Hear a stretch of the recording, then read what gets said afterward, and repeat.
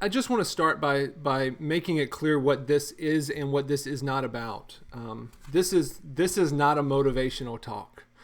There is very little to feel motivated about right now, and I get that. I understand that. And there are very few people that aren't feeling some sort of significant impact by what we have going on right now with COVID-19. So instead of giving you warm and fuzzies today, and instead of trying to motivate you and talk you into a positive mental attitude, what I thought I would do instead is perhaps give you something to challenge you and give you something to do with the stress that you have.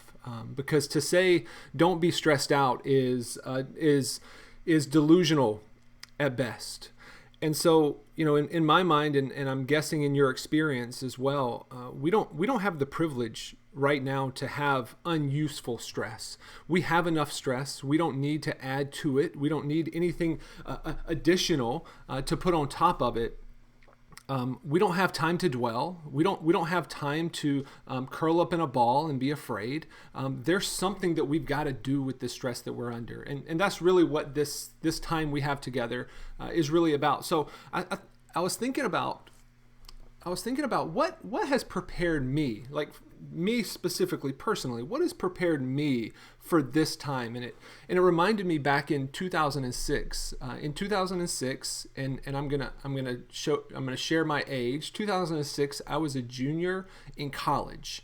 The housing market was at its height, at its peak. My grandfather called me and invited me to come take over the family business. He was making money hand over fist.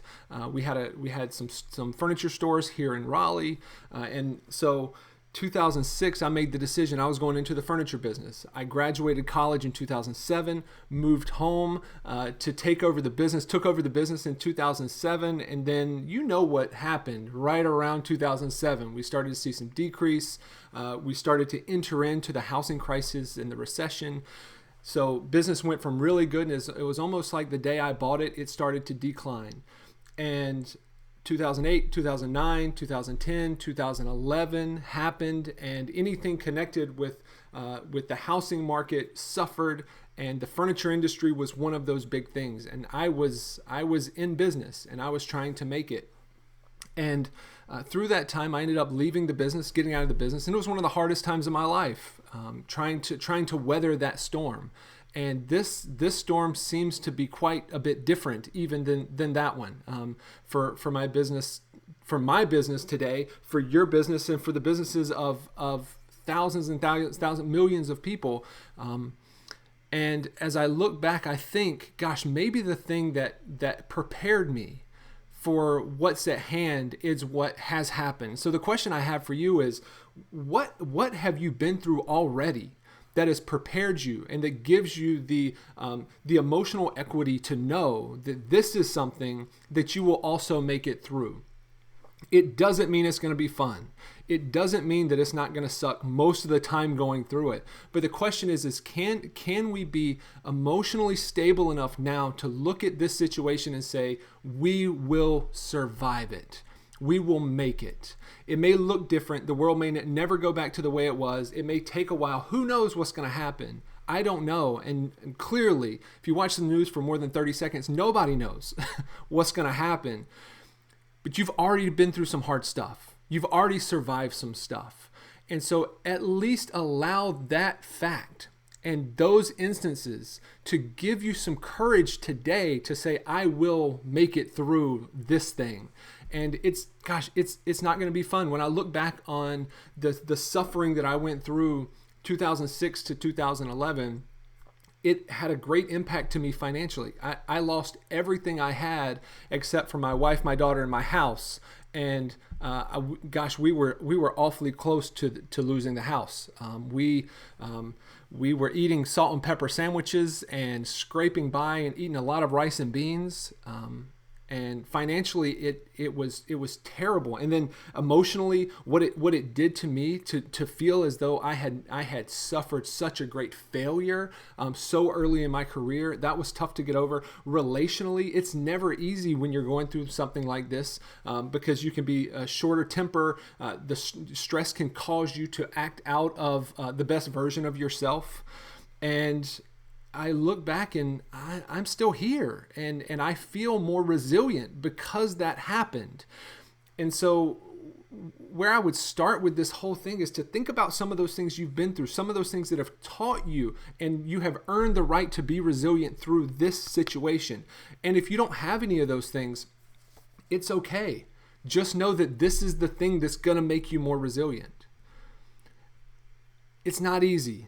It's not fun. This isn't a motivational speech, and you're not going to feel warm and fuzzy after this. But what I'd like to do now is talk about some things that we can be doing in our perspective, in our action, in our attitude, to use the stress that we're under to be able to help us become more resilient and be stronger on the other side of this whenever that happens.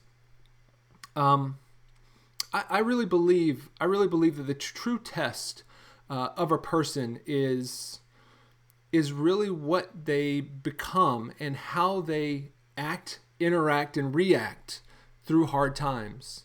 I read this quote that I'd love to read to you. It's from Theodore Roosevelt. Here's what he said: "If there is not the war, you don't get the great general. If there is not a great occasion, you don't get a great statesman. If Lincoln had lived in a time of peace, no one would have known his name." When I read that, it reminded me of this other quote. That this is something that I say all the time, especially when we're doing stress management and resiliency and stuff like that. And it's simply this: a ship is safest in the harbor, but that's just not what ships are built for. And anybody can run a business in good times. Anybody can have a happy relationship, have a great relationship when there's no conflict. Anybody can have a great day when everything's going right. The question is what do we do in the hard times?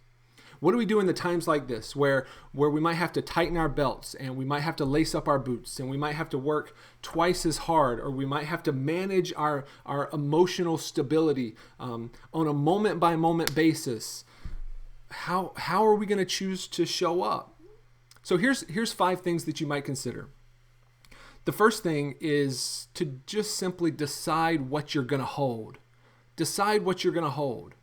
There's this beautiful Buddhist saying that goes like this: a stone is only heavy, a boulder is only heavy if you decide to pick it up. A boulder is only heavy if you decide to pick it up. And so what that means is there's all these things that we're wanting to pick up right now. We're wanting to think about, worry about, stress about. Some of those are known, some of those are unknown. Some of those are certain, some of those aren't certain. Some of the certain ones may be things like, hey, business has been impacted. Some of the uncertainty may be, we don't know when the end is. And so the question is what gives us, what can we use right now? What can we do something about? Where can we take action? Because if we sit and dwell about the uncertainty, that's going to add levels of stress, and that's going to block us from any creativity we have, any happiness we could have through this, any peace that we could have through this. And so choose the boulders that you're going to pick up. There's plenty of things to actually be stressed about right now. Do not waste your time picking up boulders that aren't helpful to you, to worrying about what's it going to be like 2 years from now. Who knows? Let's worry about today. Let's worry about what happens between now and 2 o'clock today. Maybe that's the best way to use our energy. It's almost like there's been times for me, and you've probably had this situation too, where you wake up in the morning, you unplug your cell phone, your cell phone's at 100% battery life, and within like 2 or 3 hours, you look down, you haven't really used your phone that much, but you look down and the battery's almost dead. Now, I don't know if that's ever happened to you. It's happened to me plenty of times, and normally why that happens, it's not because the phone's malfunctioning. It's nothing's wrong with the phone. The reason that the battery's draining so fast is there's too many applications running in the background. It's got all this stuff going on in the background, and what we have to do is not let so much stuff go on in the background of our mind so that we're draining ourselves quicker than we need to. Because we all need as much emotional equity, energy as we can get right now. And so we can't afford, we don't have the privilege to worry about things that are unuseful for us. we have to focus on what's happening right now and what's happening next. So the first thing, number one, is let's be mentally aware of which stress boulders we're picking up, how long we're holding them, and let's not pick up the ones that are unuseful to us, because there's plenty for us to do right now. The next thing is to premeditate. There's a lot of conversation today, and there has been for the last few years as the idea and the practice of meditation has grown and grown and grown. And I'm a big believer in meditation as a practice. But one thing people don't talk about a lot is premeditating. Here's something I wrote down in my notebook as I was thinking about this. I wrote that meditation is worthless unless you've premeditated your mindset. If you haven't really thought about, okay, how am I going to think about this? I'm not asking you to be delusionally optimistic. I'm asking you to be realistic here and not overdoing it and not thinking about the uncertain things. But let's premeditate, what mindset am I going to choose to have today so that I can be the most effective, so that I can take this negative or challenging circumstance and make it the best possible. Is it going to be perfect? Absolutely not. It will not be perfect. But there is a chance that we can improve. We can make it better than it would have been if we had just not thought about our mindset and allowed our circumstances to be the king of our reactions. Because we don't have to be that way. We can make choices about where our mindset is. And we don't have to be delusional. We do have to be realistic, but we also have to know that nothing good comes out of panic. Nothing good comes out of worrying about things that we can't control. So let's use that time. Let's use our emotional equity. Let's make choices, premeditate what it's going to be. And you might not be able to premeditate tomorrow yet. You might have to say, hey, this afternoon, here's what it's going to be.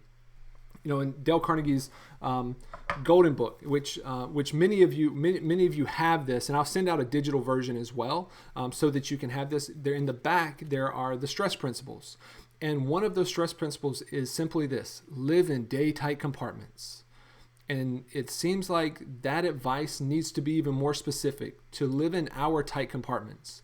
Every hour, we've got to be aware and making choices of how we're going to think about this and where we're going to choose to have our emotions. So the next thing, the third thing would be, after you've premeditated, then meditate. But I don't mean in the traditional sense. But if that's a practice of yours, that's cool. Continue to do that.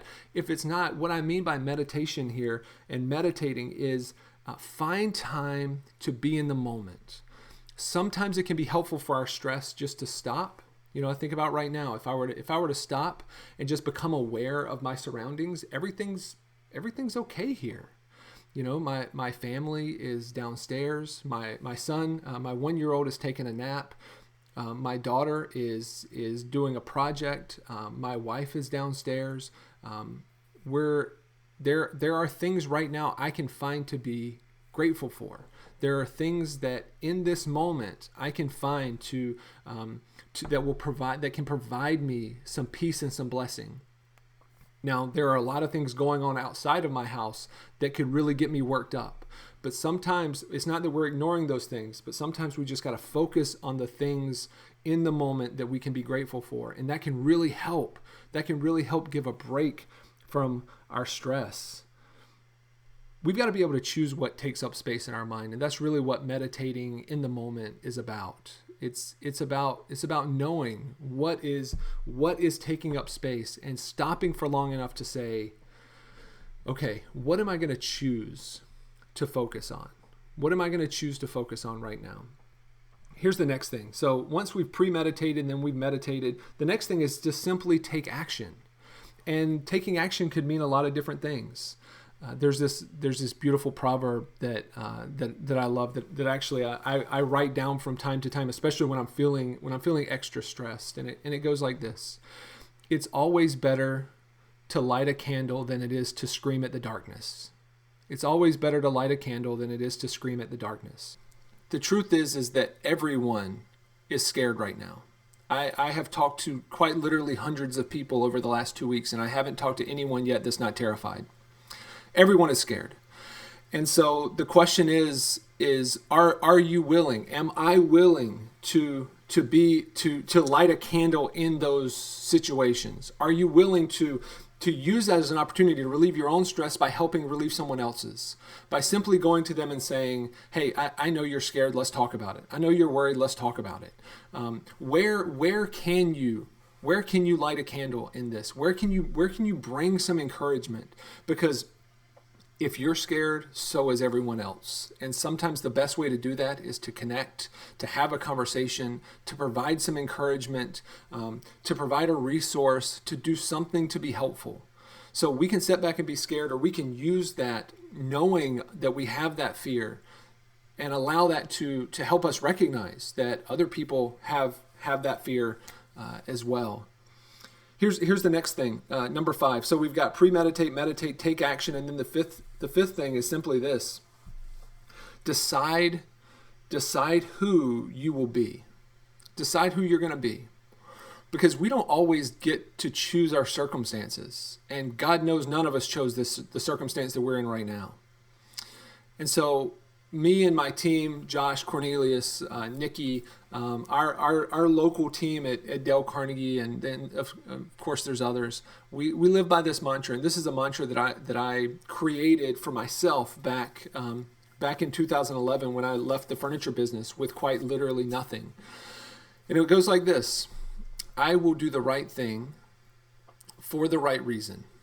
I will expect the right result, and I will have no attachment to the outcome or the timing of the outcome. So here's what I mean by that. There are plenty of people, and you know these people. There are plenty of people that do the right thing for the wrong reason, or they do the wrong thing for the right reason. And so they can justify their behavior. My goal, and what I would ask you to consider doing, is to do the right thing for the right reason. Now, if you do that, you can always expect the right result, but we cannot have an attachment to the timing of that result. It will come back. We will survive this. We will make it. We will become more resilient and stronger as a result. But we have to go through it. And so what I would ask you to do today is simply consider this. When you think about the practical things, and I wrote down a couple of practical things, and I thought about there's 1,000 different things. There's 1,000 different practices. But when I thought about practical things for myself that would maybe be helpful for you, is really just 3 things. The first thing was to get out of your head and into your body just for a moment. So most of our stress and worry happens in our mind.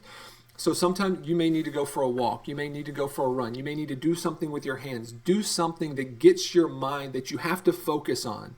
Do something that it may be yard work. It may be cleaning out a closet. It may be whatever it is. Something to occupy your mind, to give you some mental relief, to be able to just pause thinking and stressing and worrying about everything that's going on.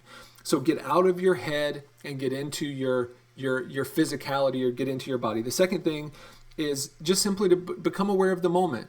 Just find something in the moment that you can be grateful for, or that you can take solace in, or that you just be thankful for. Maybe it's just hugging a significant other, someone that lives in your home. Maybe it's FaceTiming someone that you care about or love. Maybe it's just stopping and just enjoying the fact that you can be in a place of silence and just sit for a moment and just don't allow your mind to grab on to all the scary stuff that it can grab onto right now. And then finally, the other thing is just rest before you get tired. We talked about how on a cell phone, how apps running in the background drain its battery. The same is true for you. So take time, and I'm sure, just like me, many of you are having this experience right now where you feel like you're a little foggy. It's hard to think straight. You may notice that you're maybe at a loss for words more than normal, or that you're having a hard time staying focused. Most of the time, the reason that's happening is not because your intelligence is declining. Most of the time that happens because you have too many apps running in the background. You have too many things in your mind. So find a way to clear that out. Take a break, take a rest. Find a moment to be able to get out of your head into your body. And I find for myself that can be the best thing. So to close up, to conclude, I would ask you, I would simply ask you to, and challenge you to consider how you can today decide what you're going to hold, how you're going to premeditate your mindset, how you're going to meditate and be conscious in the moment, how you will take action and what you will do to improve on your situation, and decide who you're going to be. Are you going to be the type of person that does the right thing for the right reason, expects the right result, and has enough integrity to not have an attachment to the timing of the outcome? I'll finish up with this one quote. This is a quote by Martin Luther, and there was a time where Martin Luther was asked, "What would you do if you knew the world was going to end tomorrow?" And here's what Martin Luther said. Martin Luther said, "If I knew the end was tomorrow,